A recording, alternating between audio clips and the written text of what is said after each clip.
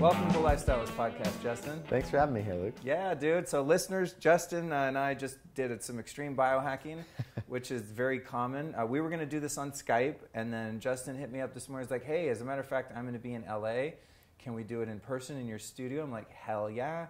I will sequester you in my biohacking lab, and I will hack your brain. Then we'll do the interview. So I threw together all of my audio, video equipment, and we've got some notes here, and we just did some hydrogen bombs is what I call them, from Vital Reaction, this hydrogen gas tablets that are super awesome. And then we made a new recipe I found, which is... Found or made? I mean, I discovered it. There you go. Yeah, discovered it and then made it for you. And to tell the audience, because he's a big fan, maybe you can give your experience. It's a chaga tea base with Perfect Keto is the brand. They make this powdered MCT oil, and that's like your creamer. It's sort of like a bulletproof coffee. And then Four Sigmatic instant coffee with lion's mane and chaga extract in it. Yep. And so I made you like a bomb-ass iced coffee. How was it? It was fantastic. It was fantastic. Are you feeling lit right now? Yeah. I would say so. 4 p.m. coffee is not something I usually do. So cool. Feeling great, man. Okay, good. Well, here we go. So yeah, it's just thanks for coming by, and it's really fun to do these episodes with someone who comes in person, because then I get to like do my whole thing with you. Show off the cool house and all the photos and everything. Yeah, it's fun. Cool. It's fun. It's a much more intimate thing. So thank you for inviting yourself for an in-person. So you own a company called Kettle Fire, which I'm a huge fan of. One of the things that I like to do on the Lifestylist Podcast is I like to invite people on that are doing badass stuff in the world, and I like to promote them and what they do. And I have no shame in like having people on and having them talk about their company and everything like that. So awesome. Don't it all feel restricted and you don't want it to be like an infomercial or something like that. I don't have people on if I think they're whack. So you saw in my kitchen I have Kettle Fire bone broth right in there. I drink it all the time. It's not the only one I drink. I have some that I get fresh from like Bel Campo and stuff like that. But for on the fly, like I'm all in with you guys. So we're going to talk about that. But I just want to talk about sort of the food industry in general, and then we'll definitely go into the bone broth thing, which is, as we were saying, it's like a trend, but not a trend. Yep. It's a trend that's, a 10,000-year-old trend. So, exactly. So I want to talk about that, but you're a young guy. When you came in, I was like, because I've met you online, I see what you're up to. I'm like, this guy's a badass entrepreneur, and you come in, I'm like, are you still in college? You're like, dude, I'm 28, so how'd you become an entrepreneur that's got this fantastic company? Yeah, it's a good question. So I started, I think like a lot of people, down the entrepreneurial path when I realized that I just couldn't hold a job. Like I basically had 13 jobs by the time that I got to college, and I'd gotten fired from 12 of them. Damn, that is a true entrepreneur. Well, at the time, my parents just thought I was going to be a miserable failure that they'd have to support forever, And so I came into college and had a couple things happen to me all at once that in retrospect I really appreciate, like a lot of things, but at the time were really hard to deal with. And so I went to school where I basically knew no one, broke up with a long-term girlfriend, like had a friend take his own life, actually. My dad lost his job, and he'd been like couple companies his entire life. And so, and I didn't get any of the internships that I applied for. And so that summer, after all this stuff had happened, for the first time I was like, okay, even if I get good grades in school, I could lose my job like my dad. I was working as a janitor at LA Fitness and hating it. Damn, bro. Yeah. That's rough. That's a hero's journey story right there. Like, yeah, and I was hating it. I mean, it was literally like my first day at LA Fitness, someone pooped in the shower and I had to clean it up. And I was like, this is not ideal. Wow. So that summer, after going through that over the course of a year, I was like, I want to start my first company. I want to do my own thing. And at the time, I literally didn't care if I made 10 grand a year, as long as I could do what I wanted, control my time. I was like, I'm going to be way happier doing this than I am working at some company and being under someone's thumb. And so that year in college, I started my first company. It was a total dud, totally failed, as a lot of, I think, people's first ones do. But just kind of kept at it. And, Kettle Fire is now my 4th company. Jesus, dude. Yeah. You're a serial entrepreneur. You're going to be one of those guys that's in your 50s that's like, I've started 28 companies. Like I'm like, I've done 2. This is my second one, the podcast and kind of my brand, this fashion school. I can't imagine, like I've had the fashion school for 9 years. And Yeah. I'm like, if something happened to it, it's like, I don't even know if I need it to live necessarily 100% anymore, but it's just like, I can't let it die. Yeah, yeah. And I don't want to sell it. It's like, no, that's my baby. It's like my baby that I'll never let, move out of the house kind of thing. So Totally. how do you, as an entrepreneur, how do you let go of businesses? Do they just not work out and you fail, or you don't get funding? Yeah, Or no, it's a good question. So my first one, total fail. what was it? So it was called Roommate Fit. I started it when I was in college. Okay. I love hearing like shitty business ideas. Tell Yeah. me. So it was a bad one. I'm not saying it's bad, but I love Shark Tank. It was. I love Shark Tank when someone comes on and I'm like, oh, what do they have to say? And they pitch their thing and I'm like, oh my God, that is the worst idea ever. Like, I'm just fascinated by bad ideas. I know. So Roommate Fit was a bad idea. Okay. So I was a freshman in college. I had a terrible freshman roommate. And so I was like, how was it that I got matched with a bad roommate? And so my sophomore year, I was like, someone should do a personality-based roommate matching test. And like, I'm with you so far. We'll build it. We'll Where sell it does to this get universities. stupid? The business side. It's okay. a great idea in theory. Okay. In practice, if you're building this personality-based thing, you have to sell to universities. There are like 4,000 something in the country. So it's a pretty small market already. It takes over a year to sell into a university. They don't have budget for this because it doesn't drive any new students. And as a student, once you're in the door, they pretty much got you, right? Like, there's no incentive for them really to make your freshman roommate that much better than it is already. Right. And so it was a problem that everyone recognized, but no one wanted to pay to solve. I get that. Yeah. Yeah. And so that made it a really hard business. Yeah. So a good idea, but just a bad market. Yeah. A bad market for the idea. Exactly. What about that idea? And maybe there's entrepreneurs listening that'll take it and run with it. What about like sort of a Tinder type app for roommates that are just like, hey, I want to get an apartment with someone, but totally. I want to make sure we vibe. Does that exist? So that's also a bad idea. So we tried to do that. God damn it. So the reason that's also a bad idea is because it is something that you're searching for so short a period of time. Like, you're looking for a roommate, and then you're in a place for 3 years, you know? And so you're looking, and you could Tinder, but there'd be a small pool of people looking for a roommate right then. And even then, it's not something people are willing to pay for. You know what I mean? Right. Whereas people, like Tinder is one of the top earning apps in the App Store because people will pay to have their profile picture land up top so they can like have more dates with hot girls or whatever it is. Right. And that's the thing. With roommates, you're like, no one's willing to pay for that. Right. Interesting. Yeah. Okay. Yeah. I've had a couple, and I want to hear a couple of the other ones that didn't work out and why. I had an idea at some point. I've had a few of them. Well, actually, one idea that I had, this is going back a few years, was to open up a float center where you have like float. I love floating. Yeah, where you have like a bunch of float tanks in the center and like make it kind of a biohacking type lab thing. And all my friends are like, yeah, that'll never work. Now there's like 5 of them in LA. So I had the idea, I just didn't have the capital and the time to do it, but everyone's like, oh, it's stupid. It's too much maintenance. You got to change the water, the salt, this and that. I was like, dude, it'll work. It's the next big thing. Like, why?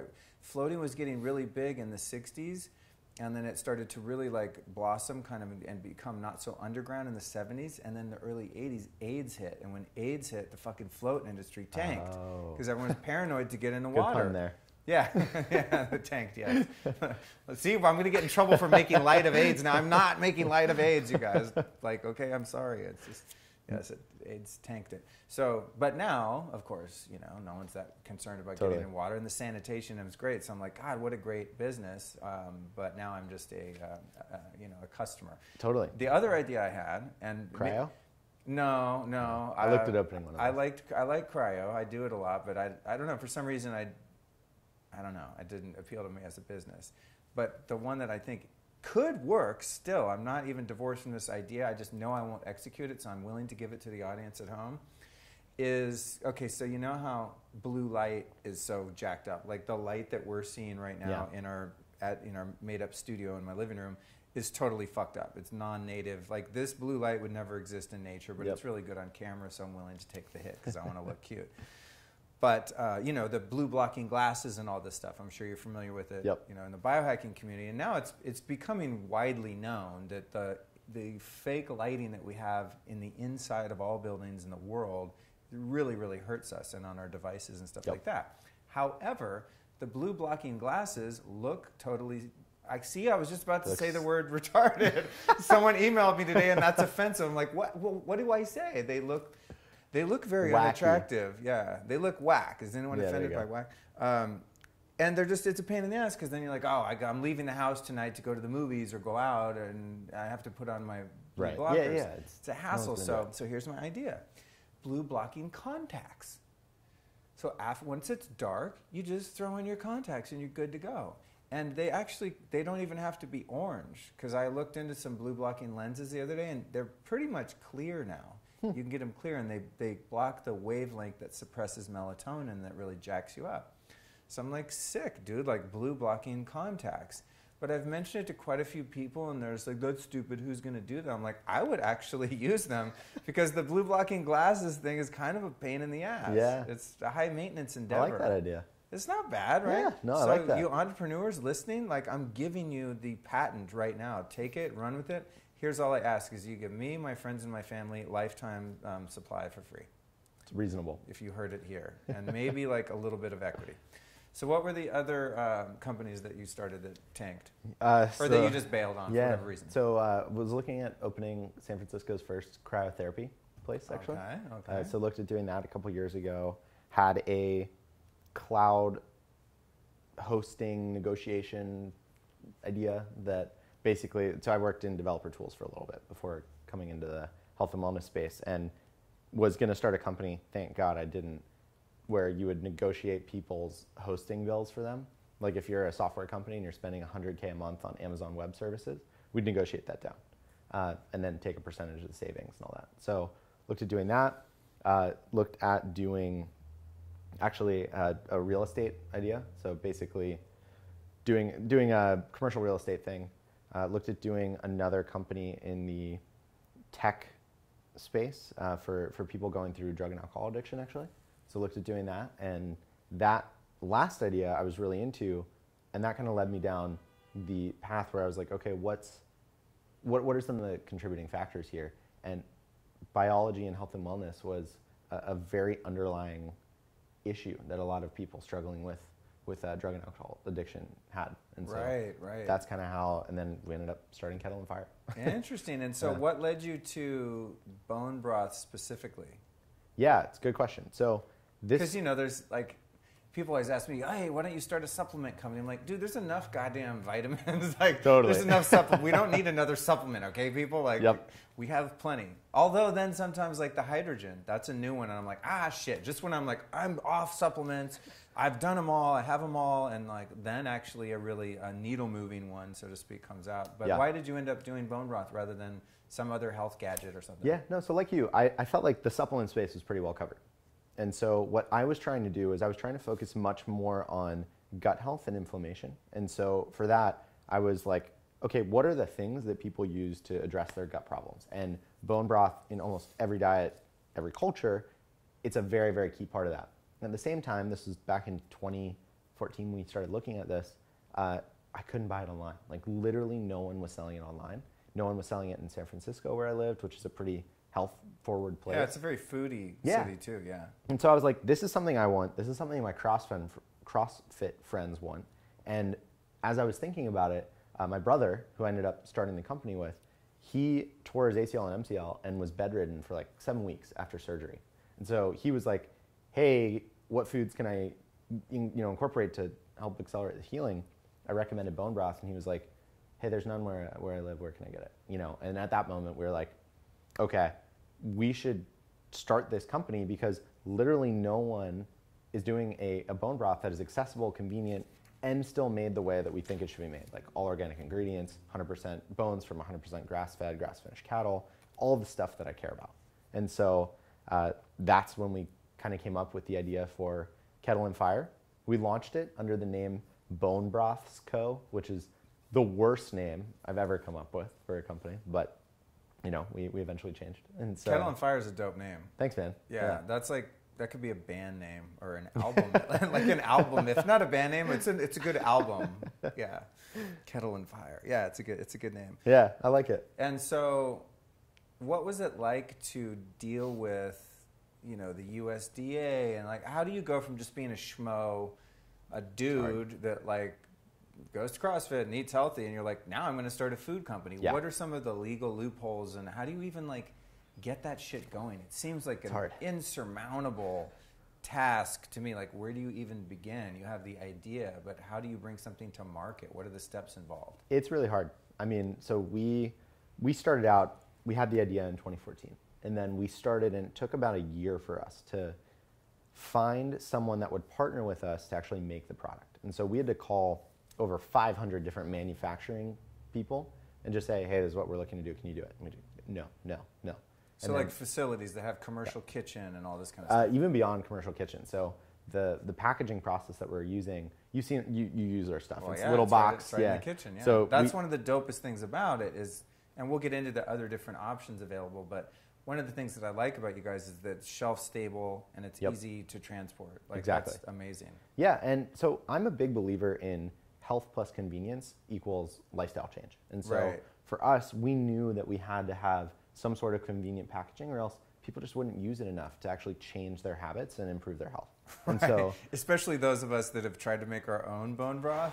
Yeah. Did you go through that phase? Yeah, of course. Dude, I used to go to the farmer's market and get like big bison bones, like knuckles, and all these good grass-fed pastured animals and stuff like that. And I like the idea of using the whole animal too. It's just, I don't know, it's more of a sacrificial Native American sort of approach, like to just, if you're going to have to sacrifice an animal's life, like let's not throw any of it to the dog, so to speak. Totally on board. But yeah, then I'd get in my kitchen with my goddamn crock pot, and I'd leave it on high, then go out and hang out in the town and come home, and it would have boiled over, and there was like fat all over the kitchen, and oh my God, then I try to pour it into the containers. I get hot fat on myself, burn myself. It gets fucking everywhere.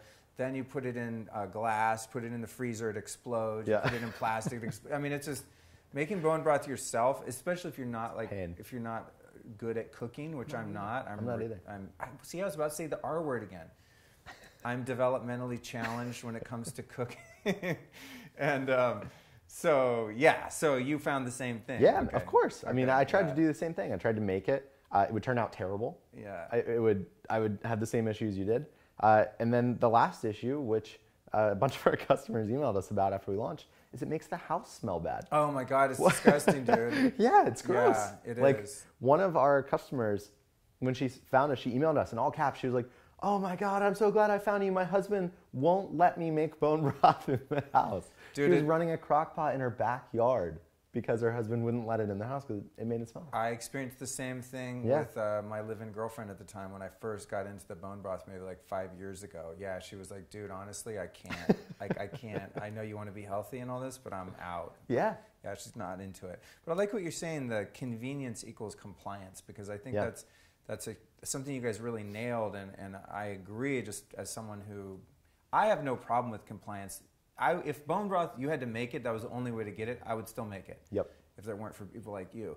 So I'm good at compliance because I'm very obsessive, and I was telling you earlier, I turn my obsessiveness toward good rather than evil most of the time now. Yeah. And so if I find something that's good for me, I do have the discipline to make it, even if it's a hassle. But I've noticed coaching people, I'm like, hey, you need to take this every day and that, and then at 4 o'clock you take, they won't do it. Like if it's too much work, the casual user of supplements or health practices just won't do it unless they have cancer or some really gnarly scare. Then they're like, okay, I'm on board, make me a schedule, I'll do everything you say.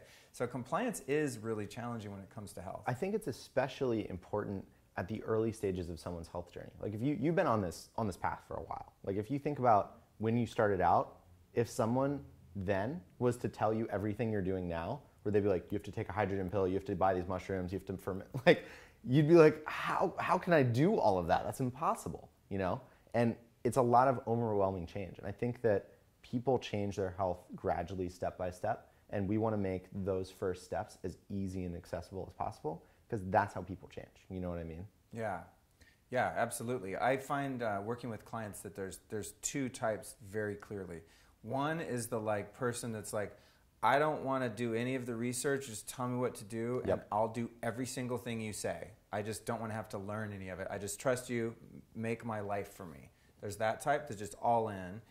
Then there's the type that's like, whoa, this is way too much information. Just tell me what the first thing I have to start, and I have to take it very incrementally, slowly, just one little addition, one subtraction at a time, and Yep. it takes more time because it's too overwhelming. The compliance is just too hard. They Exactly. can comply with like, I can take 1 pill a day. What's it going to be? I'm like, all right, I get them on that one. Yep. They see some results. Then Yep. they're like, all right, this is cool. Exactly. Then what's next? Then I keep going and keep going. And then over the course of, Yep. you know, working with someone for a few months, they're doing half the shit I'm doing. Right. It seems like a full-time job. That's how Yes. people ask me, like, dude, how do you find time in the day to do all the biohacks you do? I'm like, what? This is nothing. I just normal. Yeah, I know. It's like, is it hard to brush your teeth and like take a crap in the morning? No, it's like what you do. You don't have to find time. It's Right. part of the fabric of your life. And But that's, I think, because you kicked off a positive feedback loop. Like if someone is Right. going, I feel terrible now, and you're telling me to do all these things, and you haven't experienced that these things will improve your life and make you feel better,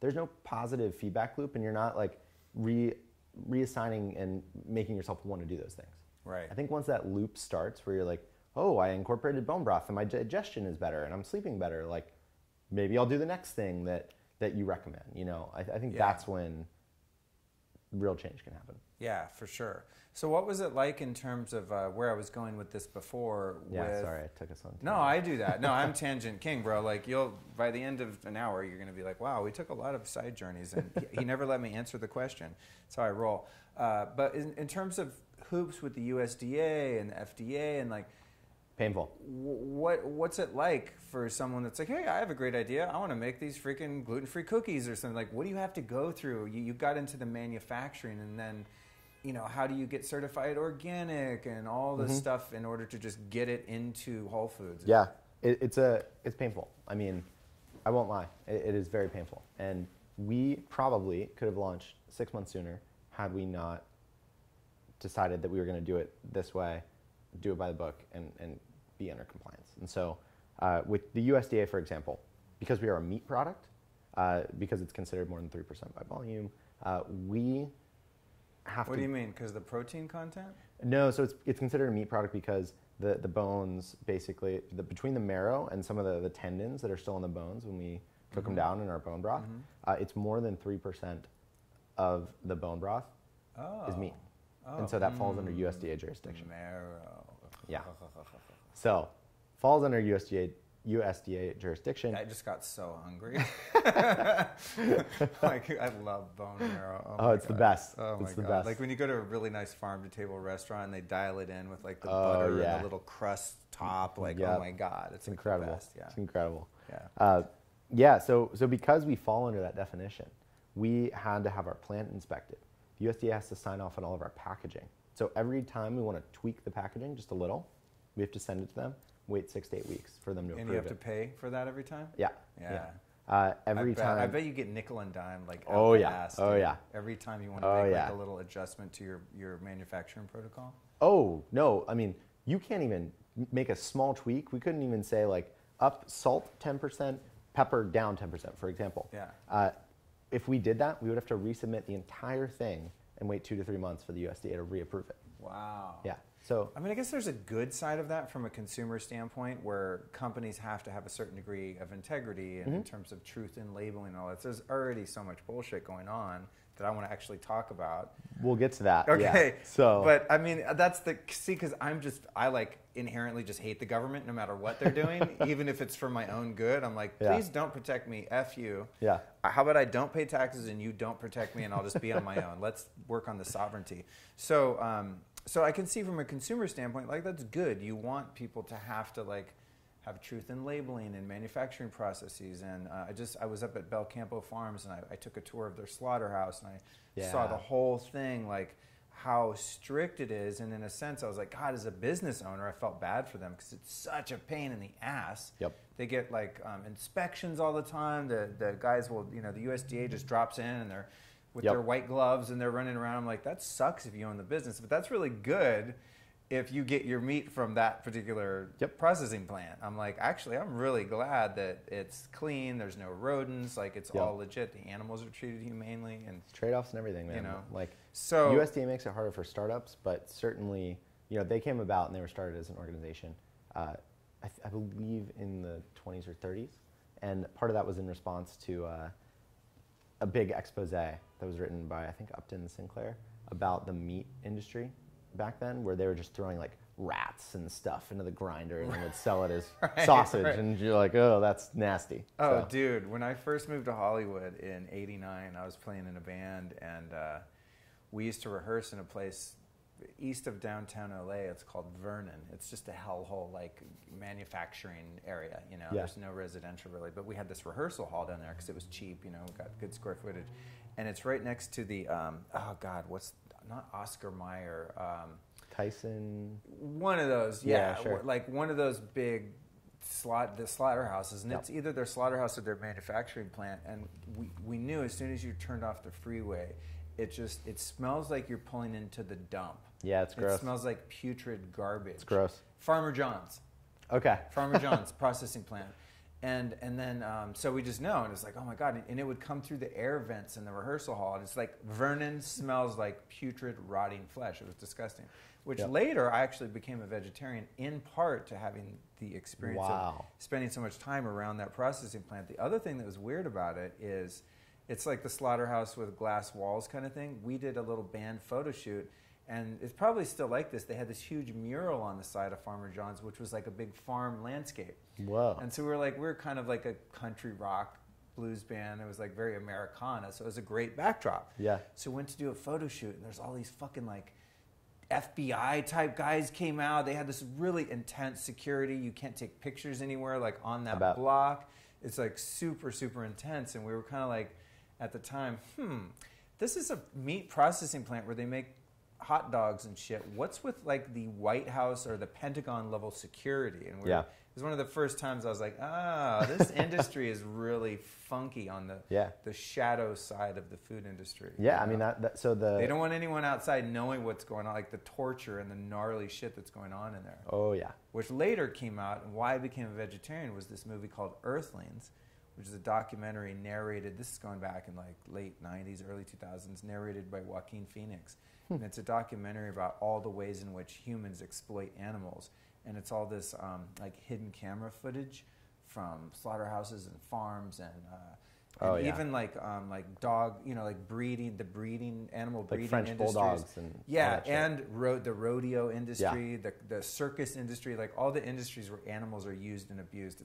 If you're listening to this, I would advise maybe not watching that film. It's very traumatizing. It's like a lot of the things you can't do a lot about. I don't think they're going to stop having rodeos because you think it's mean to the cows. But anyway, that's when I saw inside of those places like Farmer John's, and I was like, I'm out. Like, I cannot be a part of this, you know. And was that way for a long time until I met some farmers at the farmer's market. And I was like, how do you do shit? And they explained it to me, and I was like, that actually sounds okay with me. Yes. And then my body was very ill, and I just needed certain nutrients that I was missing. Yep. So anyway, I keep forgetting that I'm supposed to be interviewing you. It tends to happen on the show. But I get excited when I'm passionate about something that sends me off on a tangent. This is why some of these end up being double episodes. And you made the mistake of telling me you didn't have a heart out, so like we could be here for a while. But I'm very fascinated, as I told you before I recorded, I'm fascinated by the way things work. Yep. Like, I can't stand secrecy and lies. That's why I can't stand the government, because it's all bullshit. Everyone's full of shit. I don't care what side you're on. It's all secrecy, lies, and deception, and I don't like that. I like realness. I want to know what's going on. So when I interview people like you, I'm like, all right, tell me the inside scoop of how how it all works, you know? So what were some of the biggest roadblocks or some of the highest levels of scrutiny that you encountered when you're like, hey, we have integrity, we care about the public, we care about health, that's why we're making this food product. It's really like bone broth you could almost call a supplement in a sense, more so than even a food. It's such a powerfully healing food. What other hoops did you have to jump through, and did you have to get lawyers and spend a bunch of money and all that kind of stuff? Yeah, so we had to jump through a lot. I mean, one of the big things is if you, on your packaging, for example, we had to do a legal review, and the USDA said, you can't say certain things. We can't say bone broth is healthy. They consider that a health claim. Oh my God. Yep. These motherfuckers. Yep. Man. They almost didn't let us call it bone broth because they said that there's no bones in the actual product. Oh my God. Yeah, and we said, but like tomato soup, there's not a tomato sitting in that tomato soup, because it's made from tomatoes. Like, of course you can call it tomato soup. Same thing with bone broth. And oh my God, that would have killed you guys right there. Yeah, right? of course. Yeah. Of course. And so we had to argue with the USDA. You'd have to call it like animal parts boiled into water product. Yeah. Like, what do you call it? Yeah. Yeah. They told us they wanted us to call it broth made from bones. So imagine that on the front of a package, right? Yeah, not very marketable. Yeah, exactly. And so that was a multi-month negotiation with the USDA around like, guys, please, please see sense. And are you paying hourly lawyers this whole time? No, so fortunately that was us. Okay. That was just us. You can go directly back and forth with them. You don't need they have agents. They work with your manufacturer. The manufacturer. Okay. Everyone's looped into this thing. Oh, that's cool. Yeah. So you're like CCing a bunch of people at the USDA, like, hey, Bob, we figured out the da-da-da. Exactly. Okay. Exactly. I'm picturing like you have to go to court and this. I'm making it into this super gnarly like legal but battle. That's the crazy thing is there's no standard for bone broth, and so we just literally had to argue with them to say, hey, can we just say bone broth on our packaging? And a guy thought about it and goes, okay, you've convinced me, and he says yes. Like, wow, that's how it works. It's just it was weird to me. That's so weird. Yeah, and then on the other side, what if you had been like, hey, Joe, what's your favorite charity? Oh, that's when they shut you down quick. But you can not imagine, but you know the payola in that industry has got to be insane. Oh yeah, but you have to send it through third parties. So like we fund a lobbyist, and the lobbyist buys you dinner. Right. But there's not, I mean, because how can things like aspartame, MSG, all of the hidden MSG under the other 200 names that they use now, and there's a lot of lobbying, even like natural flavoring. I mean, like there's a lot of very dubious practices in the food industry where people are getting around things. So that is the other side of the food industry, which is the FDA. Okay. Oh, good. I love So the USDA covers meat and dairy products, basically. Okay. Yeah. Okay. And then the FDA. So USDA is very hands-on. Okay, so let's go in a linear fashion then, if we can, which is almost impossible for my brain to do, but I'll try. So is the first step then because you're a meat and or dairy product, the first step is like getting the USDA on board and getting your labeling? So the first step for us was finding someone that could make the product. Right, okay. So we defined a source where we buying these bones. Okay. We had to find someone that would actually make the product for us. Yeah. And then someone that would package it. Okay. And we had to get documents from all of those people and send them to the USDA. Once we were like, here's the product that we can actually make, we're ready to go to market. Okay. USDA check all of this and tell us we can do it. Okay, so essentially that's like their step 2. Step 1 is like, let's get this shit made, put in a package, and then you present something real to the USDA. Yeah, we just say, here's the formula we want to use. Yeah. Here are our sources. Here's the co-packers, the manufacturers that we're going to partner with to make this. Sign off. Okay. Oh, and here's the packaging and all the lettering and the nutrition label and everything. Okay, and then what about the bones? I mean, are you a farmer's like best friend where you're like, hey, that part that you guys are throwing away, we'll actually buy that stuff. Yeah, man. That's one of the reasons why I'm passionate about what we're doing. Like you said, nose to tail eating, I'm all for it. Like right now, people will kill cattle, sell the meat, and then they took the bones and we're just throwing them out. And so we're buying them from farmers, giving them a new revenue stream, and also giving people health and calories from something that was just a waste product. To me, that's really exciting from a sustainability standpoint. And that's interesting when you make your own bone broth, because I would order some online. I ordered some bones online from companies where I would order pastured, really good. Chronic beef from, and they also will sell bones like Arizona grass-raised beef. There was a U.S. Wellness. U.S. Wellness is good. Yeah, a couple good sites where dude, I geek out on what water are the cattle drinking? Yep. How are you slaughtering them? Are you fucking with them? Are you being mean to them? Do they have antibiotics? Same. I care about the animal's welfare. Now, any badge-wearing vegan will be like, oh, how can you have humane slaughter? You're fucking killing it, and they have a point there. Yeah. But I do know that there's a number of different ways in which you can slaughter an animal. Some ways the animal knows it's coming. The other animals see it happening to the other animals. And then there's ways you can do it where they're literally just standing there, do, and all of a sudden, chuk-clunk, and they're gone. Yep. And they have no clue that anything ever happened. So I think if an animal's life has to be taken for the sustenance of a human's life, if you choose to live that way, based on taking energy from another energetic being, then there are definitely cooler and less cool ways to do it. So I would very much agree. Right? So I would go to the farmer, and I want to find out what goes on behind the scenes. But I go to these farmers and like, hey, I want to buy some bones for the broth, like at a farmer's market, and they're like, great. It was super expensive.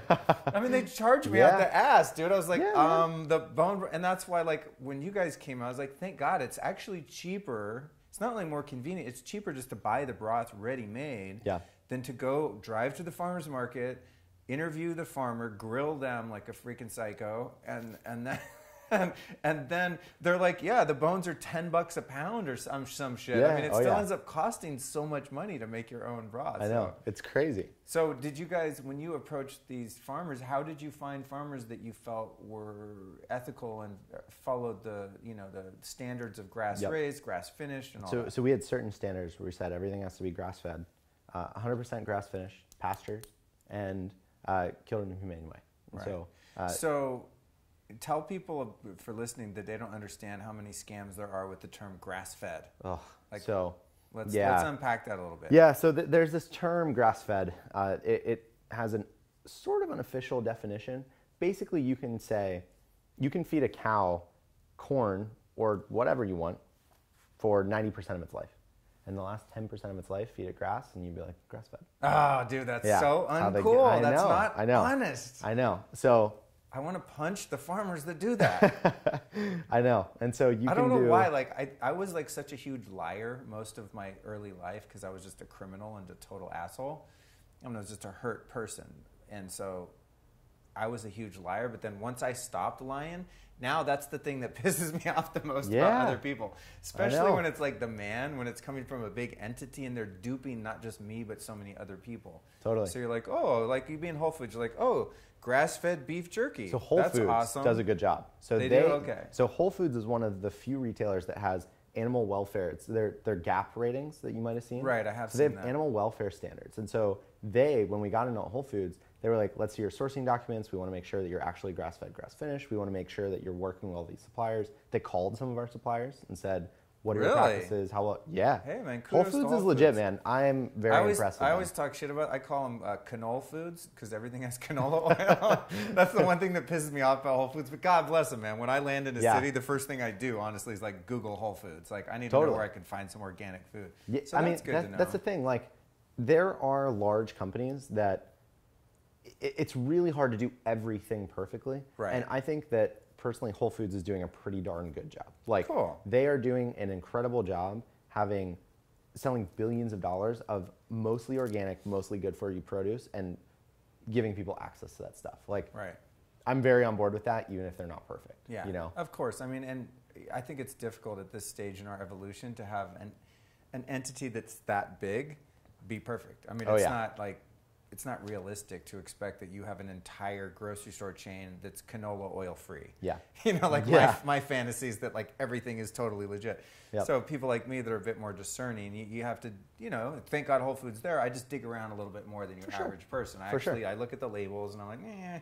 Yeah. I mean, there's always going to be bad stuff, right? So give us a little bit more on the whole grass-fed, grass-finished controversy so people can differentiate between the two, those people listening that do eat animal products. Yep. So there's basically grass-fed.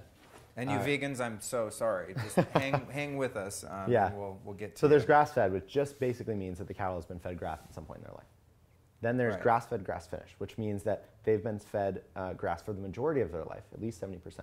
And then during at least the last, I believe 15% of their life, they were also fed grass. So there's a tiny slice where they may not have been. And then there's 100% grass-fed, and that means the entirety of their life. And so, okay. And so what we're looking for then on any product is it should say 100% grass-raised or 100% grass-finished. Ideally, but this is where things get confusing. So the USDA has not said that there's not what they call a standard. So there's no standard around this stuff. And so some places will say grass-fed, grass-finished, and they feed it 100% grass. Some people will say grass-fed, grass-finished, and they'll feed it like 85% grass or 90%. There's not really a standard, and the USDA isn't strict about it because it's such a new consumer-driven thing that companies can kind of claim a lot of what they want. And why does it suck to eat meat products that are eating corn and soy and things. Yeah. I mean, to me, my answer is, if you look at any animal that's at all similar to a cow out in nature, they're not eating grains because they can't find them. They don't exist in nature. There's not like corn bushes where like elk run around and fucking eat soybeans. Like that doesn't happen.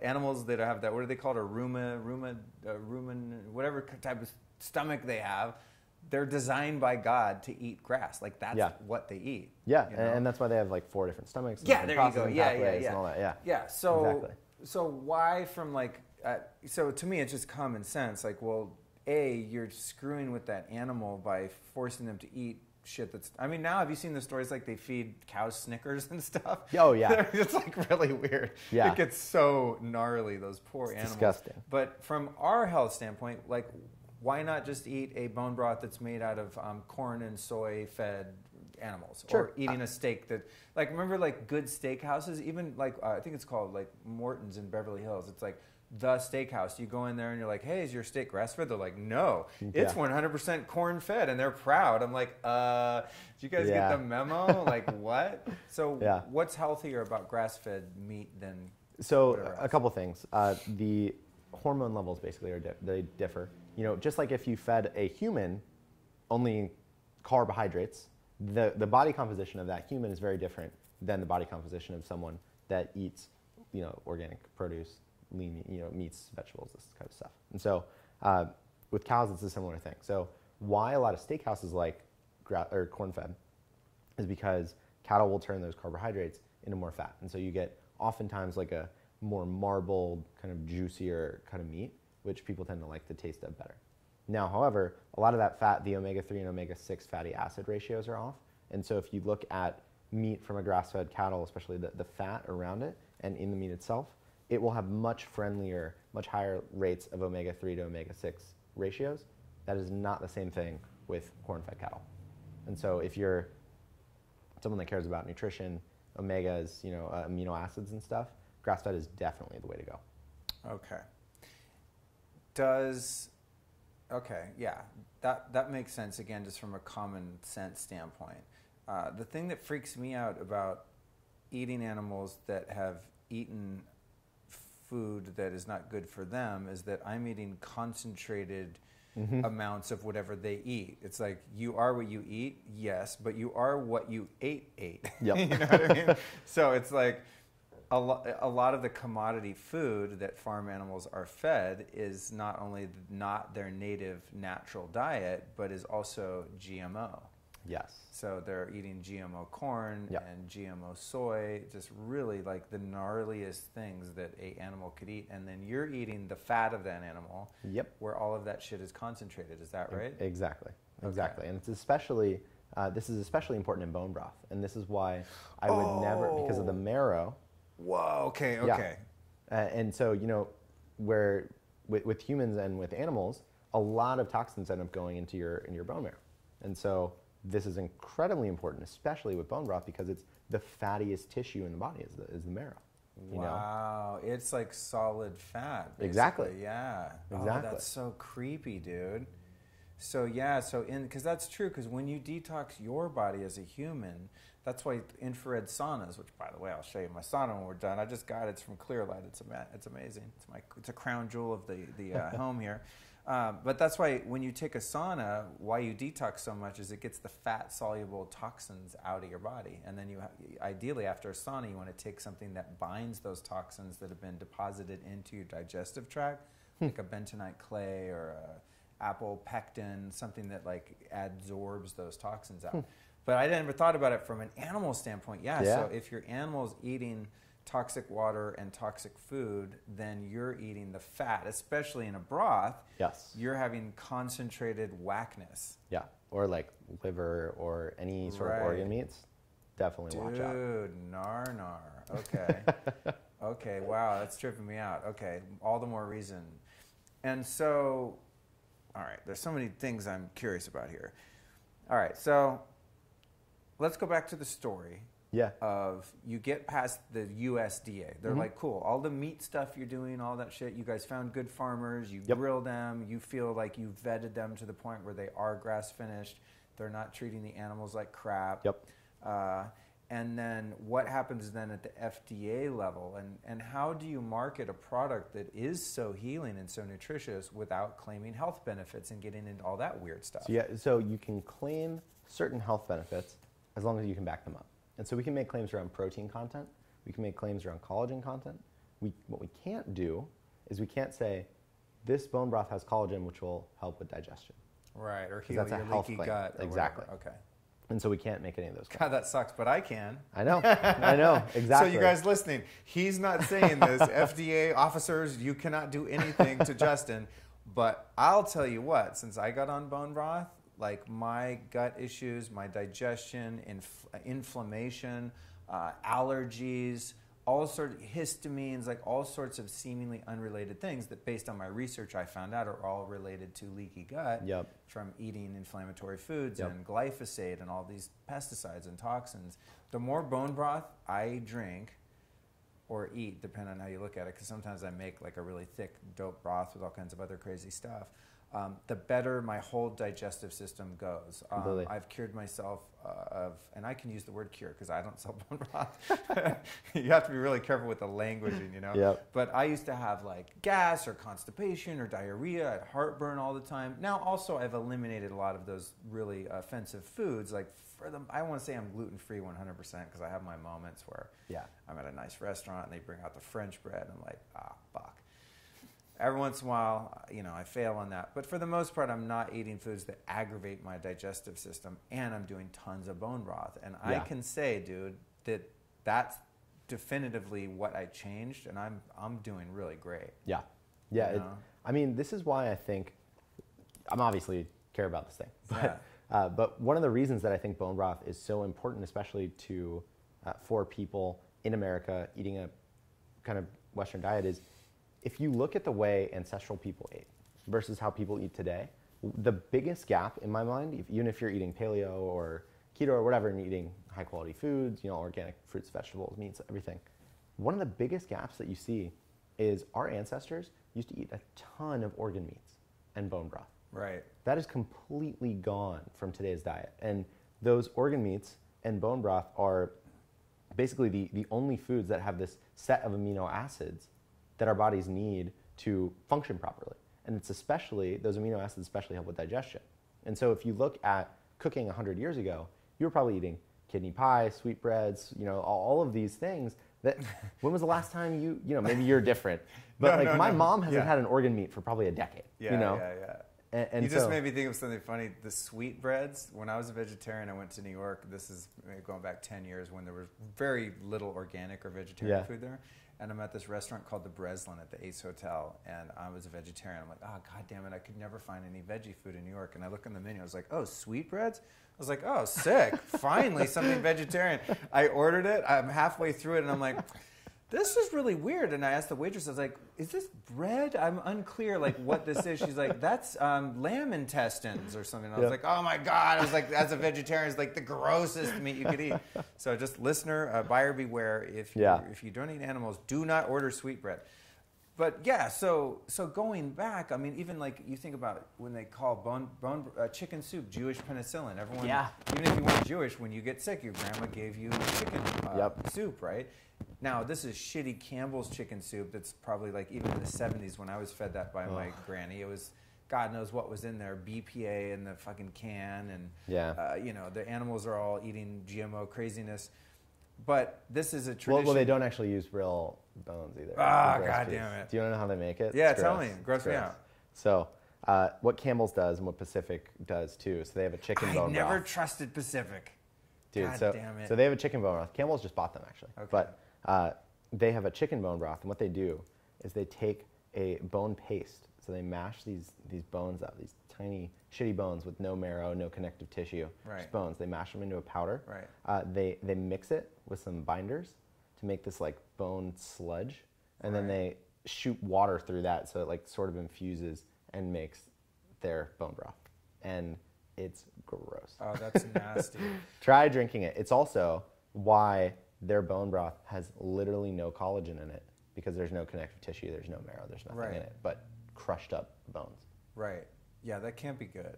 I'm just weary of those huge brands like that anyway. I mean, like, when you look at like the Pacific almond milk, if you look at that, it's like first ingredient is water. I'm like, what kind of water? Like, if I buy any product and it just says water, I'm like, that means tap water. Yeah. So I'm like, I'm not having that. It better say reverse osmosis or whatever. Like, that's what you'll see on our label. Is it? Yeah. Nice job. We're doing a fist bump, you guys, for listeners at home.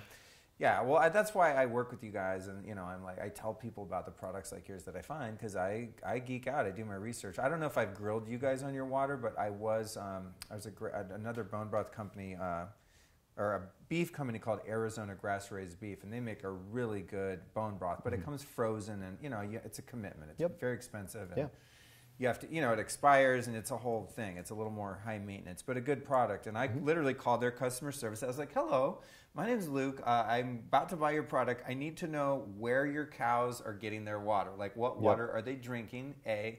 B, what water do you use to make the broth? And they're like, oh, sir, I have no idea. We'll get back to you. And they were cool. They researched it, and they were like, okay, it's well water, which is probably pretty good. I mean, it depends if the well's contaminated. If it has high lead or something, that's going to end up in the bones. Not ideal. But they're not drinking city water that's been piped in. So I'm cool with the water the animal's drinking. And then they're like, and we use triple filtered, reverse osmosis, whatever water. It's like, all right, cool. So there's no contaminants in the water that's the base of the soup. Because a lot of people don't know this shit. Anything you buy, dude, any kombucha, beer, wine, soups, stocks, anything that has liquid water in it, you better look at the label. You're drinking tap water, dude. Oh yeah. And I'm a little more paranoid than the average person, but I don't care where you get tap water on the planet. That shit is just disgusting. Yeah. Tap water is not meant for human consumption. I don't care what the government tells you. Yeah. Don't trust the man. Yeah. Yeah, because you'll see, like, I get the water reports, like, from LA. They send you this thing in the mail every year from the DWP. They're like, hey, we just wanted you to know LA's ranked number 7 in the world's top tap water. I'm like, are you, like, people get that and they're like, oh, I could just drink it out of the sink. I'm like, bro. Dude, try testing that stuff with a at-home chemical kit or something. Yeah. And you'll be like, oh man, this is what I want. It's super gnarly. Yeah. Yeah. Okay, so back to, let me see, where were we? All right, so what happens at the FDA level? We were talking about, like, the health claims and things like that. So there's 2 governing bodies. The USDA, which we fall under because we're considered a meat product. Then there's the FDA. FDA is so hands-off, it's not even funny. So with supplements, you will find a lot of supplement companies can legally put something in their supplement product and not put it on the label. The FDA is okay with that. Oh, you sons of bitches. Yeah. Because I always read the labels on my supplements. I'm like, okay, I'm making sure it doesn't have excipients and magnesium stearate and all these binders and fillers and stuff. They don't have to put that. Oh, come on. Yeah. So the FDA, so the USDA is very proactive about saying, we want to make sure no one gets sick, or they're proactive about the health of the consumer. Right. The FDA is very reactive. And so with the FDA, they go, anything goes, but if someone gets sick and we get a complaint, we'll come down on you hard. Okay. And so for them, that means that if you're starting a supplement company, you can pretty much claim whatever you want. The odds of you getting caught are minuscule, because who's going to get a supplement that they buy tested? And then even if you get caught, you sort of have limited liability, and consumers are often very bad at saying, this is actively what made me sick, if it's just a supplement. Right. Because you have to get multiple of them writing the FDA. They have to be able to prove that it was this thing that they introduced to their diet that got them sick, and it's just very, very hard to prove causality. And so those are the 2 major operating bodies. So with the FDA, though, these are the guys that come down on you if you make health claims and stuff. I mean, that's the USDA. Oh, that's the USDA? Yeah. Well, then what about, like, a company that doesn't do beef or dairy? Like, I make I make a supplement, and I'm like, hey, my spirulina cures brain damage. So that is the FDA. The only way they will come down on you is if they get a consumer complaint. So they're very reactive, and they're certainly trying their best. Yeah. But if you're a supplement company that's small and flying under the radar and they don't get too many complaints about you, you can do almost whatever you want. Wow, interesting. Yeah. Yeah. It's so complex. I get pissed at government agencies like that, but then I have to remember I live in America, and, like, we're pretty awesome. There's places on the planet that have way worse fucking regulatory agencies in the sense that they don't care about the public's interest, and you can't trust any of the vendors. So in China, they've literally had cases where people will sell a dozen eggs and make some of them plastic. Oh my God, dude. That's madness. They're just plastic. And so you throw it on the saucepan and it melts and starts bubbling like plastic. And they're just like, oh, I must have got a plastic egg. Oh my God. See, that's why I can't complain. I mean, you know, we have our issues here, but a lot of the standards are pretty good. Certainly do. Case. Yeah. So tell us, you know, I know you can't make medical claims and health claims and stuff like that, but what are some of I'm sure you're well versed in your ability to speak on it, but why is bone broth good for you anyway, as like a food that we should have as part of our diet? Because we were talking about how back in the day we would have eaten livers and hearts and even brains and other organ meats. Yep. And in fact, I've done a little research into ancestral diets, and the organ meats were really like the most prized part in many cultures. And you'd actually feed the muscle meats, like the filet mignon would go to the dogs. Yep. And then you would eat, you know, the liver or the fucking It is literally the most bone marrow organ meats. They are the most nutrient dense pieces of an animal. Why do they taste so gross? I know. Bone broth is good. And like marrow, I'm on board with, but still, my mom used to make me liver and onions when I was a kid. You know? And I was like, oh, it was so disgusting. I think because maybe we're not indoctrinated into, you know, those tastes and flavors that are sort of pungent and really quite strong. Yep. If you're not fed those foods as an infant and into your childhood, then you just they're too strong, you never get used to them. You're used to something more bland. For sure. But give us a little more of the history there in terms of ancestral food and all the organs and bone broth and all that. Yeah, so there's a bunch of stuff going on here. So basically with ancestral food, you know, cultures for thousands of years have been making bone broth, using the bones, breaking them for the bone marrow. Eagles, in fact, have been seen to like swoop down, grab a bone, drop it on a rock, it cracks, and they'll like suck the marrow out of it. So that happens. People have incorporated organ meats in all sorts of rituals and diets and stuff like that. Now, for us, you know, we've seen that there is an incredible concentration of key amino acids and nutrients that are in organ meats and bone broth that are not found in many other foods. And so, for example, bone broth is one of the most bioavailable and best ways to get a bunch of these key amino acids and nutrients into your diet. Collagen, gelatin, glycine, stuff like this. And all of these are essential amino acids, meaning that your body does not manufacture them, but needs to get them from your food sources. And if you're not eating any sort of organ meat and you're not incorporating bone broth into your diet in some way, your body is guaranteed deficient in some of those essential amino acids. Okay, dude, I interviewed a guy the other day from New York. He's the juice king of New York. Great guy, Marcus Antevi. He's the founder of a company called Juice Press. He's also a very ardent vegan. Sure. And, you know, I respect people's paths, like whatever, I always say whatever gets you through the night. Like, I really don't care what other people do. I don't proselytize. I'm not someone that's like, you don't eat bacon, bro? You should be eating a lot of bacon. Like, I really don't care. Eat rocks. I don't give a shit. But he's like telling me, he's like, oh, you don't know the science. You don't know the chemistry. There is no proof that your body needs any of the nutrients in animal foods, and all they do is hurt you. And I'm like, well, every point he made countered every guest I've ever had on. Yeah. And I don't like handpick people that support my particular dietary choices. I just like, hey, I like your product. You seem like a cool guy. I'm going to have you on the show. I don't like try and skew my audience's lifestyle. Like, they can do whatever. But everything he said went against every like PhD, every neurosurgeon. I mean, really smart ass people that I've interviewed, and people like you that are just, you know, lifestyle entrepreneurs. So if I wanted to not eat animals for whatever reason, are you telling me that the amino acid profile in bone broth is not replicated in the plant kingdom, or can I fake it somewhere else? Not really. Okay. No. So the I mean, it's just really hard. Like, if you think about animals from a biochemical standpoint, what do plants have to do? They grow starches and carbohydrates because they need to stay stiff, they need to stay upright, and they need to have leaves that photosynthesize stuff. Animals are completely different. Like, animals they're more dynamic system. They need to have joints that are like things that amino acids and joint tissue that allows for movement. Like, that's not really a thing in the plant kingdom for the most part, you know? Like, plants don't move on a natural basis, and so they need different building blocks for things that move. And we're human, we are much closer to an animal than a plant. And so we are an animal. Yeah, right, not exactly, closer. Exactly. We're just a smarter cow, basically. Like, yeah, exactly. You know. Exactly. And so there are things that you can get in animal foods that you can't get in plants.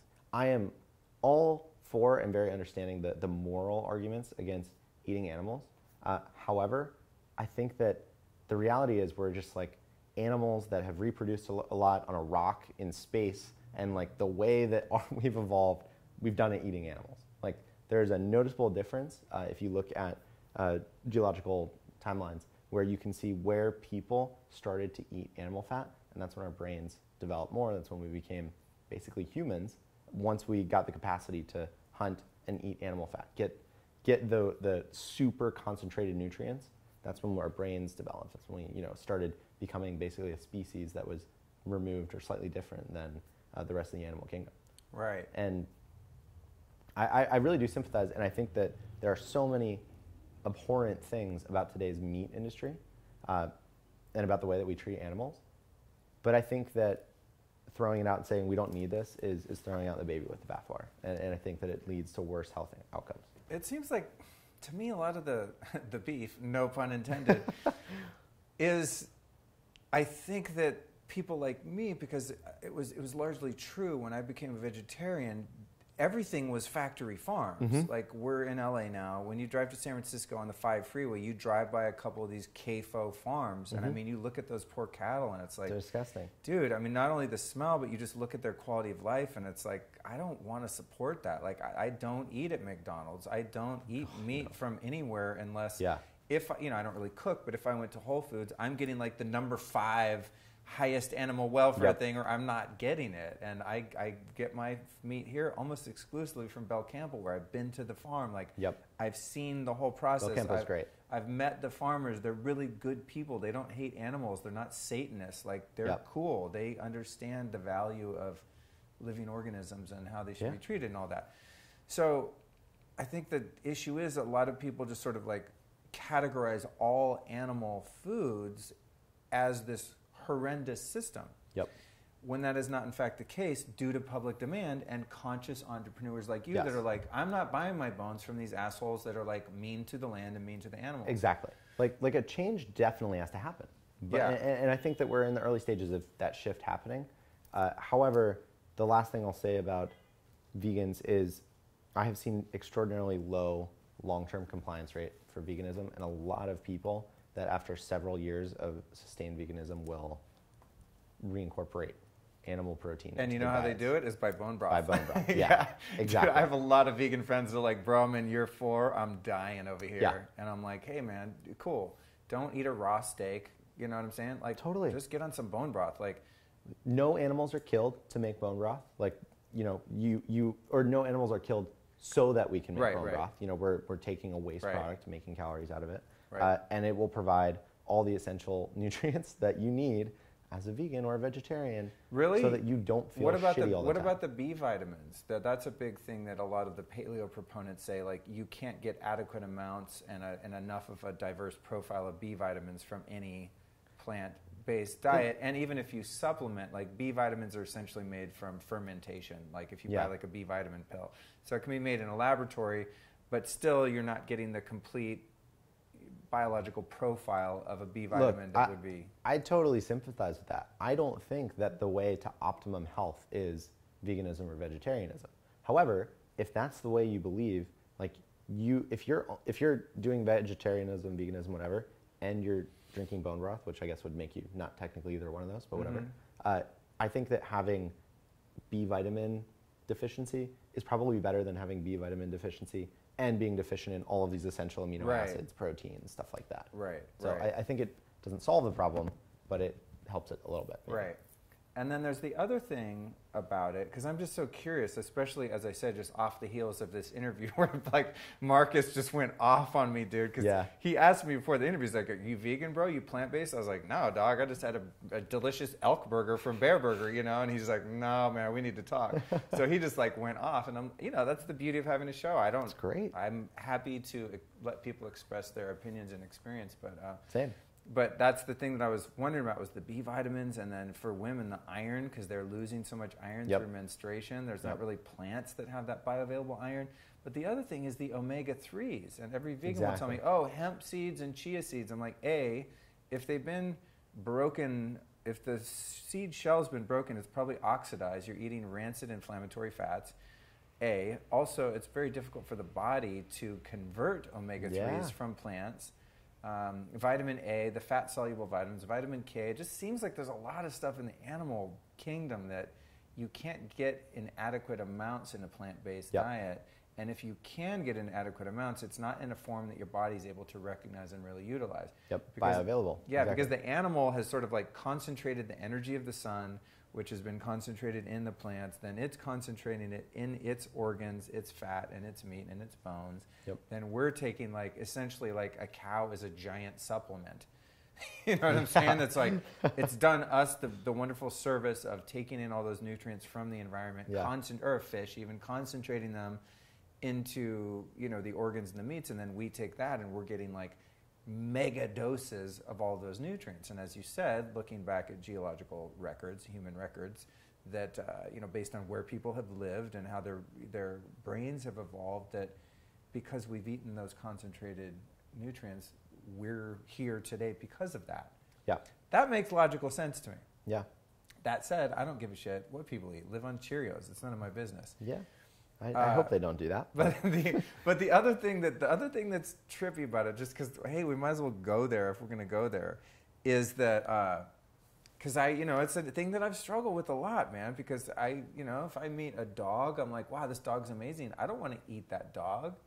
I go to farms. I pet the cattle. I pet a horse. I mean, if horses tasted good, which I'm assuming they don't, otherwise we'd be eating them. When I see a horse, I don't have an inclination. I'd really like to slit its throat and pull its heart out and put it on a plate and fucking eat it. It's like it seems weird because I'm very divorced from that as not being an indigenous natural human that lives in accordance with the laws of nature. I'm very far removed from nature, so I have this disconnect from watching cartoons where bears are little cute cuddly things that are your friend, and you have a teddy bear. So I don't want to go out and eat a bear. It's like it's a spiritual disconnect. That said, I also think about it from the other perspective, and I want to see what you think. I think agriculture, no matter what you're growing, destroys the planet, A, and that one animal's life is not necessarily less or more inherently valuable than another's. So say I am a kale farmer, I buy some land, I'm plant-based, I don't believe in farming animals, and so I take a bunch of tractors and I mow down a hill or a forest. I'm killing probably, to grow an acre of kale, think about the net calories you're getting versus raising one cow, on the same parcel of land.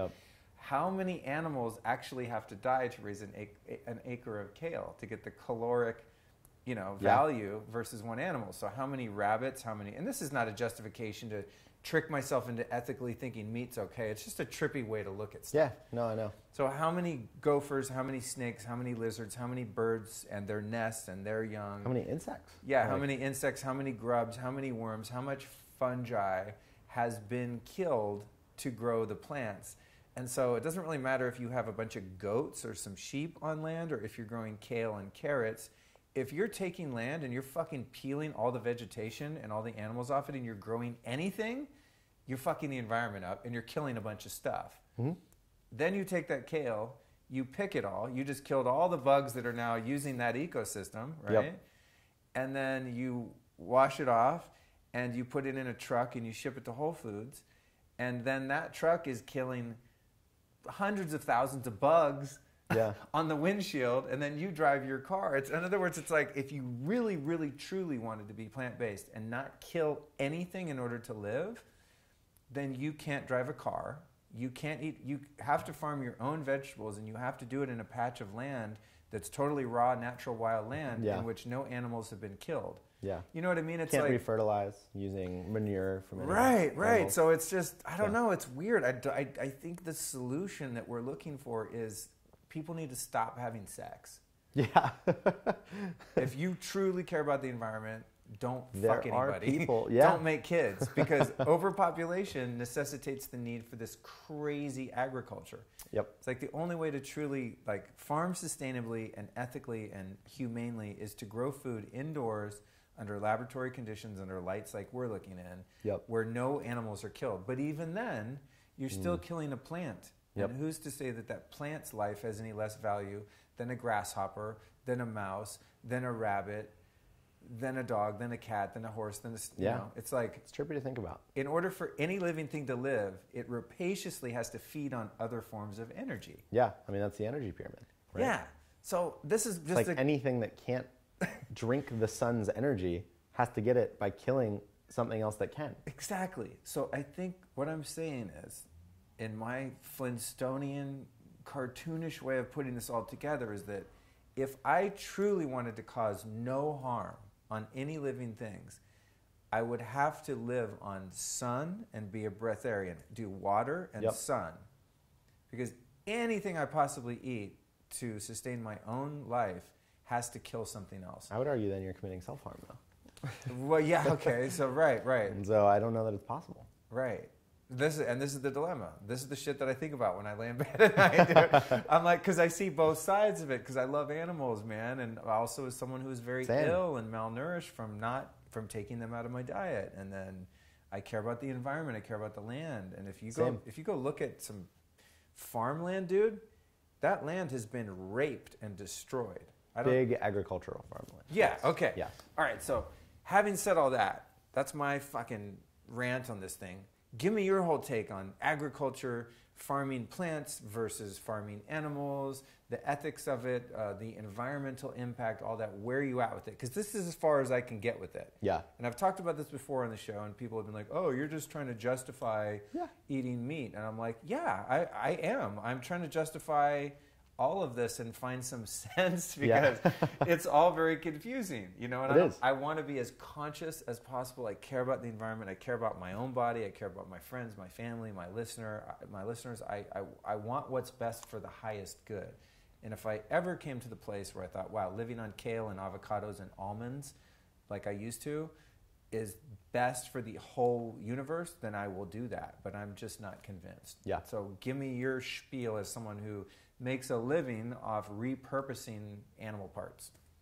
Yeah, that's an interesting way to put that. So what I think about all this stuff. So I think that from a philosophical level, the biggest argument against eating animals that I've come across is, I think, the moral argument. Like, by far and away. I don't think that the nutrition argument stands up. I don't think any other argument really has much merit from a vegan, vegetarian standpoint, except for the one about the morality of eating animals. And so I think about this in a couple of ways. So you don't believe, like, all this shit that China's studying on this, like meat gives you cancer? It seems like all the studies if you look at those, though, they correct for lifestyle things, and then the differences basically go away. And so they you correct for lifestyle differences. It is true that people who eat meat tend to have worse lifestyles, and that causes a whole host of other problems. However, given that most people are meat eaters, and it takes a level of like education, self-awareness, probably economic stability to be vegan and vegetarian and stick with that through everything you have to do, I think it's very understandable for someone to, for that group to have better health outcomes than like everyone in America, which is pretty much everyone that eats meat. So. All right, I see what you're saying. Yeah. So it's sort of a skewed, like the test. Yeah, it's a bad sample, and you can look at breakdowns of the China study. I found it very unconvincing if you correct for some of these things. The findings that were game changing, like, basically go away. Right. So anyway, the only argument that I've found have any merit is the moral one. Okay. That one I think is a decent argument. I mean, if you think about, and I think this way about. Evil in the world is like the suffering present in conscious beings. You know, you could think of consciousness as kind of a multiplier on suffering. And so if suffering is like a 5, humans might be a 10. And so like total 50, like a suffering human might have a 50 score. You know what I mean, in terms of suffering. Like, we want to fix that. However, and then I think animals are less conscious than humans. And then, insects or fish are probably less conscious than animals. And then it probably goes insects, plants. In terms of like self-awareness and intelligence. Self-awareness, like some sort of self-actualization, some sort of understanding of what's going on in the body. Like from all that we can tell, worms kind of can't feel pain. And I've heard that said about fish. Do you think that's true? Yeah, I've heard that about fish too. I don't know, to be honest. When I was a little kid, my dad was still a very avid fisherman, and I loved going fishing because I love being out in nature and I love seeing the fish. But when you have to drag them out of the water and hit them with a goddamn rock and smash their skull, I felt really bad. Yeah. Like even just pulling the hook out of their mouth, I was like, oh God, this is so uncool. Yeah. Yeah. But I didn't know at that time if that. Sure. I don't know if that's true that they can't feel pain. But anyway, that's just my own issue. Sure. Yeah. So I think about these different kind of levels of suffering, and the way I think about it is the best case scenario is you want to decrease first and most importantly the amount of human suffering in the world, and then kind of move on to animals. And I happen to think that an individual's reality as a human is in large part constructed by what they put in their bodies. Like if you're unhealthy, you're unhappy, you're depressed, you have gut issues, that is affecting your reality in a really negative way. And it's really increasing the amount of suffering that you experience as a fully conscious being at the top of the consciousness food chain. And so I tend to think that that is worse than a lot of animal suffering. That said, there's more animals than people. There's there's a ton of other people that would argue against that. I just think that reducing human suffering should be the first priority. That does not mean, though, that we should have license to torture animals to the extent that big food is doing that right now. And so I think the second part is, as being a conscious human, there's almost nothing you can do to reduce the impact of big food by going vegetarian, vegan. Like, it just doesn't matter. Such a small percentage of people do it. People tend to end up eating meat again because they feel bad and all of this kind of stuff. I think that the way forward, and where I've kind of ended on this, is you want to create a food system that treats people well, treats animals well, and treats both, us as animals and animals as animals, as the creatures that we are. So give them access to real food, clean water, treat them well, minimize suffering. And I think that you will have more of an impact by voting with your dollars and saying, this is the food system I want to create. I'm only going to buy 100% grass-fed, grass-finished beef that have been treated humanely. I'm only going to buy pastured chickens, that have been, again, killed humanely. I think that cutting down on meat consumption, totally fine, probably a good idea. However, I think that in our society, we probably do eat too much meat. However, I think it's going way too far to say, I'm going to cut all meat out of my diet, and by doing so, I'm going to drastically reduce the amount of suffering in the world. I think way more good has been done by the 3 million people that have decided to eat grass-fed, pastured meat than by the 3 million people that have said, I'm going to cut this out of my diet completely. There's the other part of it too, which is the huge variation in farming practices and how destructive those practices are, not only to the animals but to the environment. Mm-hmm. And in the plant-based proponents would argue that, like the movie Cowspiracy and all this stuff, there's a lot of stuff that comes out and then you find out actually the science doesn't really hold up. You know, a lot of stuff is sort of skewed or just totally made up or just not valid. It's kind of like some of the climate change, global warming stuff. It's like, you're like, but there's more ice in the North Pole now than there has been in 4,000 years. There's definitely holes in some of the stories. With that, it's like when I went to Belcampo Farms, they took this basically arid desert, 22,000 acres, and by using the old school kind of old world European methods of farming and agriculture, they have brought this land back to life raising animals because they move the animals around in a way that mimics the way that animals migrate in nature. So when you go back to the United States and the plains of the West that were full of, 50 million bison before the Western, the European settlers came here, this was like lush land. All of these places Yeah. that are now barren deserts and are unfarmable The Dust Bowl. were Yeah. fertile because the animals were there. Exactly. Cloven foot animals, like trudging up the dirt, shitting everywhere. Yep. You know, like making the soil super awesome, like creating a 10 feet of topsoil essentially in this country. So, would you agree that if farming is done in a way that's conscious and intelligent, and someone is, knows that system enough to be a good, a responsible custodian of the land, that in fact supporting animal agriculture benefits the land rather than 100%. than hurting it? Yeah, 100%. I think that the most harmful thing in the U.S. food system are corn subsidies, corn and wheat subsidies.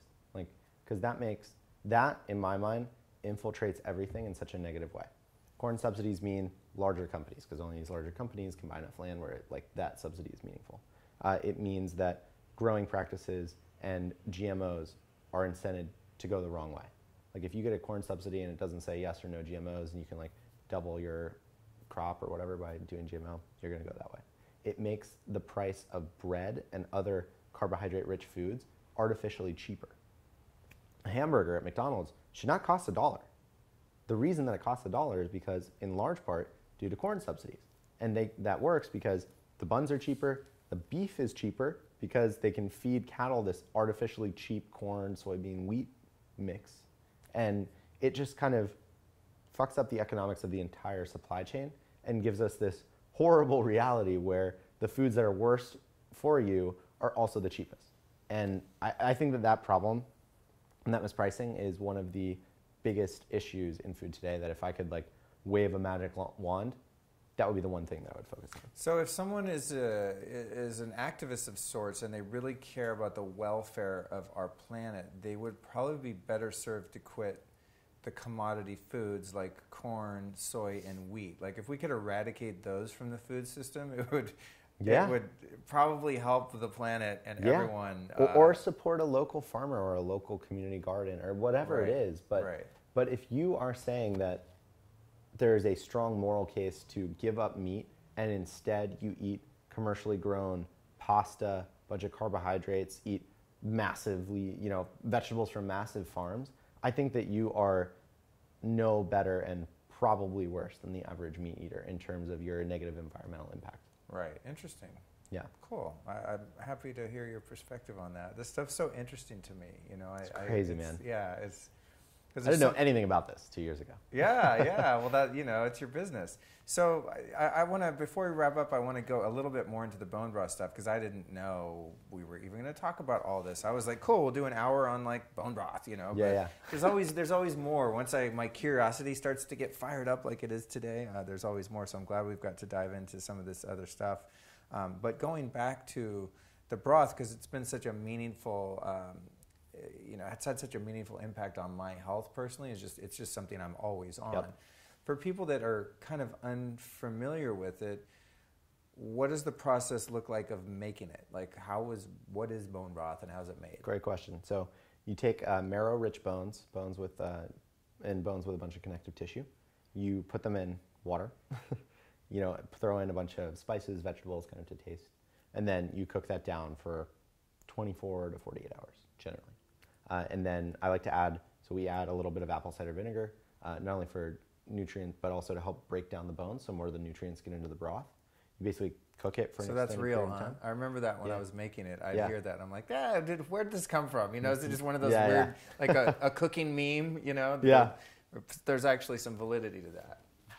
So it's an acid, right? And so acid basically helps things break down faster. Okay. And so when you're exposing bones to heat, pressure, and an acid for an extended period of time, you'll get them to break apart and release more of the nutrients. Oh, cool. So you add those ingredients, you cook them for a long period of time, strain out the bones and the vegetables, and you just have this super nutrient-dense broth that people will then cook with or drink.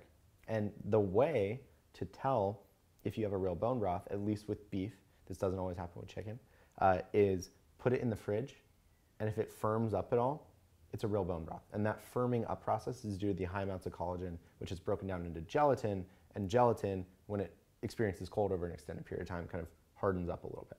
Because it's a protein. Right.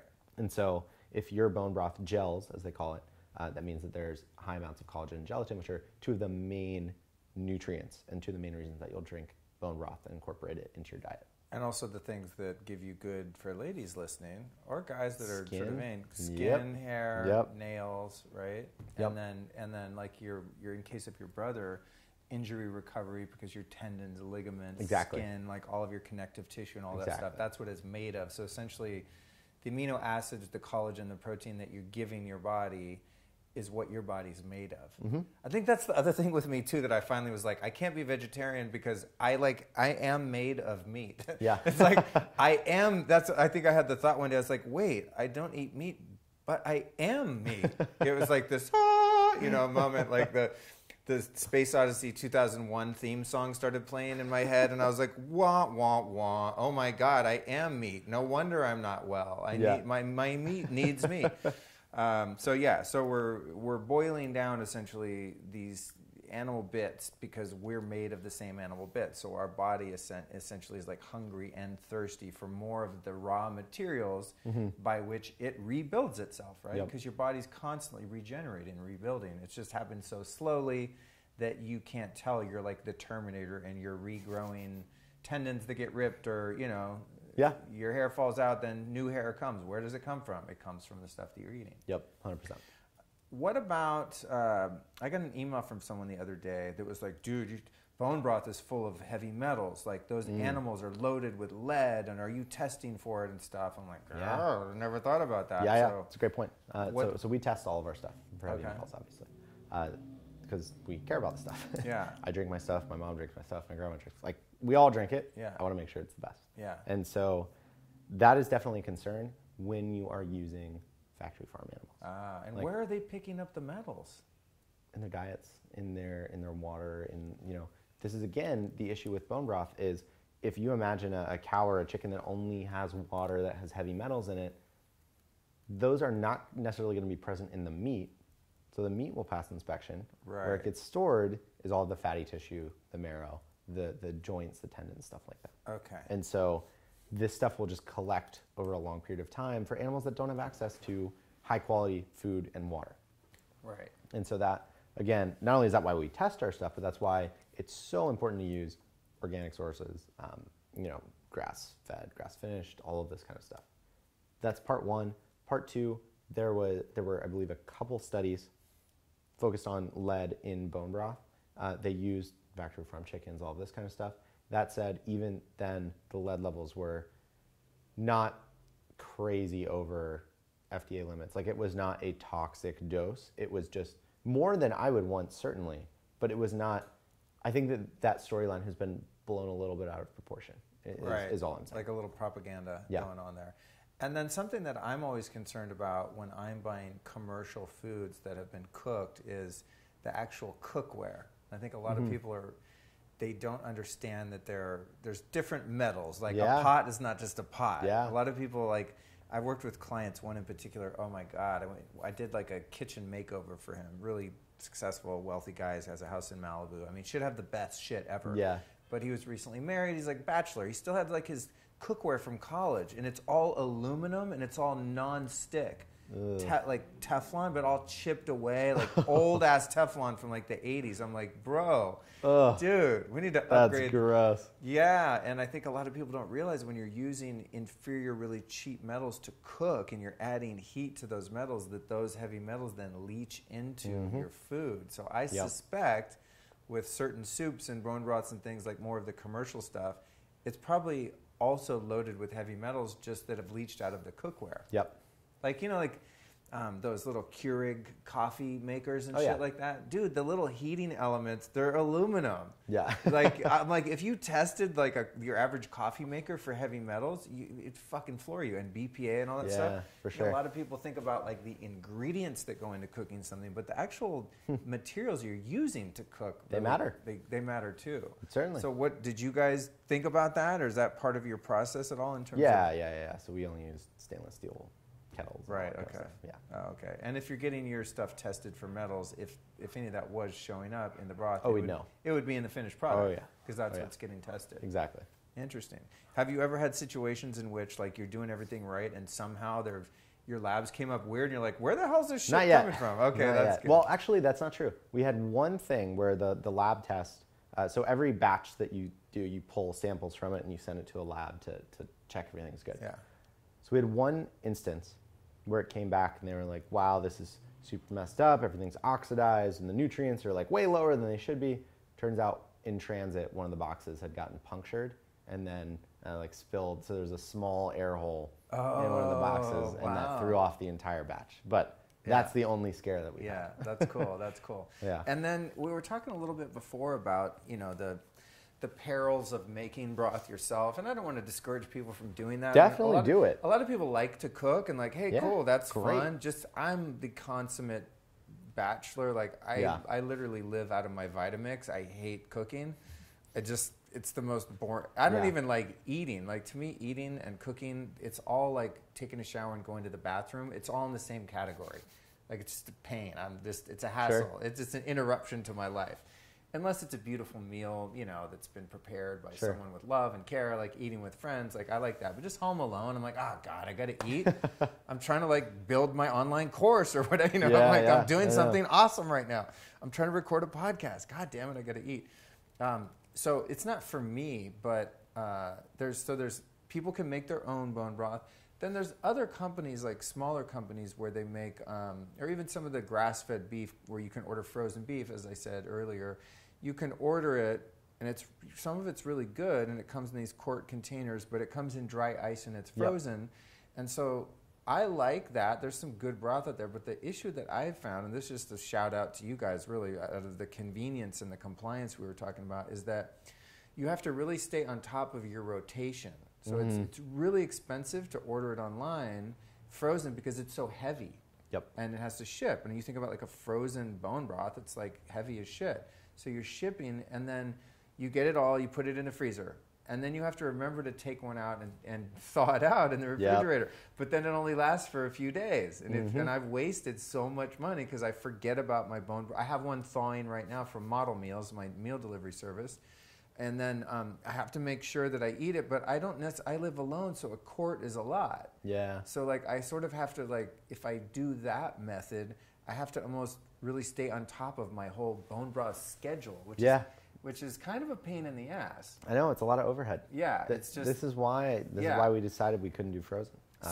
So how did you guys, I mean, it might be a proprietary thing, but how is yours shelf stable but still has enough protein and collagen in it? Because it's very liquidy when it's just warm out of the cupboard. That was our big innovation, right? Is we figured out how to make a product, a real bone broth that gels when you open the box, pop it in the fridge overnight, it'll gel, thicken up, with incredibly high levels of collagen that is also shelf stable with 0 additives or preservatives.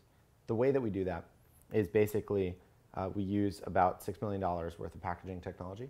And so what we do is, unlike juice, where you, like shelf stable juice, where you heat it up a lot, expose it to a ton of heat, denatures a lot of the nutrients and stuff, and then they package it and they put it on the shelf. Bone broth is meant to be cooked for a long period of time at heat.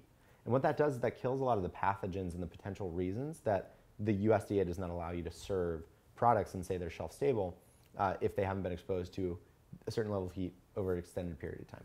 So we finish cooking it, cook it for a long time. We then basically fill it in these packaging, in the packages that you see. And then those packages with the broth inside are exposed to heat one last time. And then it's called the kill step. It just makes sure that there's no pathogens, bacteria, anything that could get people sick, basically, in the product. And how long do they last? They last about a year, unopened. Wow. Yeah. Once you open it, it'll go bad just like any bone broth you make at home. Right. That's crazy. That's so cool that you didn't have to use any kind of potassium sorbate or like no. preservatives. I hate that stuff, man. Yeah. We don't do that. Yeah. I know. You ever think about, like, when you eat food with preservatives, you're like embalming your guts, right? Yeah. It's like all of that stuff is essentially an embalming powder or fluid that's put into your food to embalm it and freeze it in time in a way that's not natural. And then you're taking that stuff inside. Imagine what that does to your gut bacteria. Oh, I know. Gnarly, dude. Yeah. So kudos to that. Okay, and then what about some different uses? I do something which I feel is kind of innovative. I use bone broth just in smoothies. Like when I make green smoothies, and even sometimes I'll put it in like a dessert kind of smoothie just to see if I can get away with it without it tasting gamey.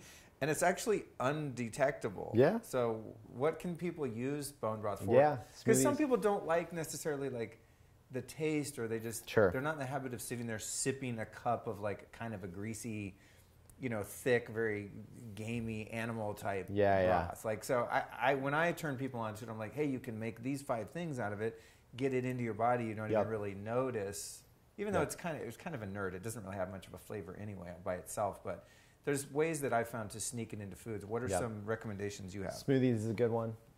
We find that a lot of people will do a drink it in the morning, add salt, pepper, your favorite herbs, whatever. Some people will simmer like rosemary and, you know, some of these other herbs in it, which they really like. Use it as a base in soups, stews, cooking vegetables, cooking rice for people that do that. Yeah, I mean, a lot of people. Rice, that's a good idea, dude. Yeah, a lot of people will sub out water, sub bone broth for water, or bone broth for any other recipe requiring broth or stock. Oh, right. And so we see that a lot. You could like cook your rice in broth then. Yeah, and you just have like this super chronic. Dude, that's a good idea. Exactly. Yeah, these guys, I forget their name, wish I remember, sent me some wild rice, some dudes from like the Northeast, and it was so amazing. That would be really good with that. Give it a try. Make it with bone broth, then put some ghee in there. Oh, dude, yeah. You're golden. Yeah. Literally golden. Golden rice. Okay, and then something that I have found in terms of spicing mine, like one of my little recipes that I could just shout out, on Amazon, there's this this truly natural liquid smoke. Because most of the liquid smoke is like MSG weird stuff. It's called, I think, Living Essentials, I believe is the brand. Okay. It's like $5 for a jar. You literally put, if I make a kettle and fire and I take a whole carton of it, I'll put 3 or 4 drops of this. So like a bottle of this liquid smoke lasts like 2 years or something, you know, because it's so strong. But it really is like, it's like evaporated water from burning wood. It's literally liquid smoke. Whoa. And it's got this dopest, like smoky barbecue flavor, and it doesn't have any preservatives or anything. That's awesome. Yeah, that in your bone broth with some sea salt and maybe a little like turmeric powder. I'll give that a try. Sounds amazing. Bro, insane. Actually, we could have one when we're done. I'm kind of hungry. Okay, so I think, man, we pretty much like covered everything that I wanted to cover. Good. And now talking about all this, I'm really hungry, actually. Yeah, let's try some liquid smoke. For real. But in closing, I want to ask you my final question, Justin, and that is, you've taught me a lot about your industry, about what you produce, your whole journey here. Who have been 3 teachers or teachings that you can share with our audience that might want to learn from the people you learned from? That's a good question. That's a really good question. So, in any area of life, it doesn't even have to be about what we talked about. Yeah. So I've had mentors that have helped me a lot on the business side. This one guy, Jonathan Siegel, has started or run a bunch of companies. He's taught me so much about running a business, being a good manager, being a person of integrity. On the kind of philosophy side, I would say that I have learned a lot getting into different Buddhist teachings around, so some of the stuff I touched on around the way I think about suffering and human wellness and, you know, all of this kind of stuff has been partially informed by a lot of different Buddhist teachings. And then one of the other people that is actually, this was so cool, but there's a woman named Tara Brach. Oh, love her, dude. Yeah. So huge fan of her work. Everything she talks about in terms of radical acceptance and meditation, and like, she's been tremendously helpful to me. I'm gonna get her on the show soon. Amazing. Yeah. You know what's really cool? I'm stoked. So a friend of a friend, you know. Yeah. So a couple weeks ago, she emailed us. She's a Kettle and Fire customer. No way. Yeah. She responded to a sick. customer and to a random email, and she was like, "I love what you guys are doing. I love your product." And I was like, "Are you the Tara Brach?" Yeah. She's like, "I am." And so we had a little email chat. It was so cool. That's really neat. Wow, that's interesting too, because one of the tenets of Buddhism, I believe, and I'm not an expert on Buddhism, but I was like, I hope I didn't just out her or anything. Right. She's like, I'm supposed to be a vegetarian, but is do no harm. You know, so it's interesting. Well, I am pretty sure Yeah. She's a bone broth person, but probably does not eat much meat. Yeah, outside probably. of that. Yeah. Well, on that note, I like what you said too about, listen, it's like, even if for whatever ethical reasons, moral reasons, like your heart, you just can't get on board with eating animals. Honestly, I mean, would you say any more cattle or chickens are zero are going to be slaughtered because literally there's zero. a demand for bone broth? No, literally zero. So I mean, it's never going to make that industry slaughter more animals, right? Never. So bones are less than 1% the cost of any cow or chicken. And so even if like the demand for bone broth or for bones would literally have to go up 1,000x for it to make any difference in the cost of Right. So it would have to be 1,000 times more for like a purveyor of animal products for to be like, hey, we need to raise and slaughter more cows. Exactly. Like in other words, the demand is never going to increase the supply. The demand for bone broth, in my opinion, will never outstrip the demand for meat. Right. Ever. Right. And so I think it is reasonable to say that no animal will ever be killed just for its to make bones. bone broth. Yeah. Right. Exactly. That's interesting. And so that's pretty cool. I mean, because I do have one friend who was very much plant-based for years, and then he started to have some health problems and did his labs, and the doctor was like, bro, you got to stop this nonsense. Yeah. And then I don't think he has started eating any meat or fish, but just got on like pretty regular bone broth, problem solved, feeling awesome, feeling amazing. And for him, he was able to reconcile it, I think, spiritually or ethically, because it's like, I guess you're still supporting that industry in a sense, but they're not going to stop raising and slaughtering cows because you're not eating them. There's still plenty of people that are going to. I promise you, you're not supporting the industry. I mean, what you can make, farmers are making several dollars per pound of meat that they sell. Yeah. They're selling bones for a couple cents. Right. It's not a money maker for them. Yeah. It's better for them than throwing away the bones. Right. But they are not building a big business. They're not betting their business on They're selling not like, bones. we're the #1 bone supplier in the United States. Yeah, they don't care about that. They don't make that much money on bones. Yeah, that makes sense. Yeah, I mean, for sure. Okay, cool. So interesting. Yeah, Tara Brock. Wow, that's cool.